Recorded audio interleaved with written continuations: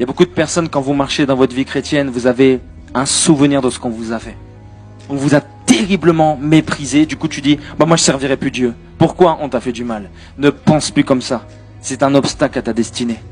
Si un jour, écoutez, je te méprise moi-même, continue de servir Dieu.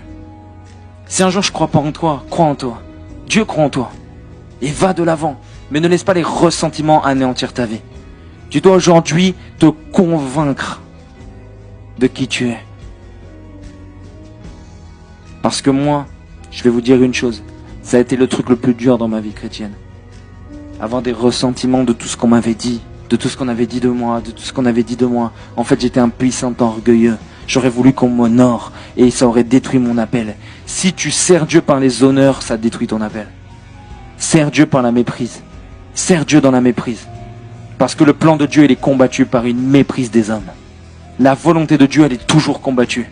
La volonté de Dieu, elle est toujours combattue. Sauf exception. Mais quand tu lis la Bible, tu verras que le malheur atteint souvent le juste.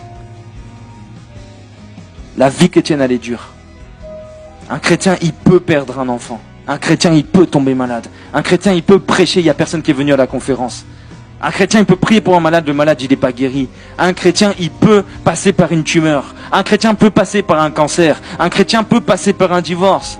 Il faut vous réveiller. La vie est dure. Il faut être armé, il faut être fort. Et arrêtez de croire que la vie est rose bonbon, tout ira bien. Il y a des choses terribles. Des choses dures qui se passent. Mais la beauté de l'évangile, c'est qu'il te tient la main dans ces épreuves. Et il est avec toi dans tout ce que tu vis.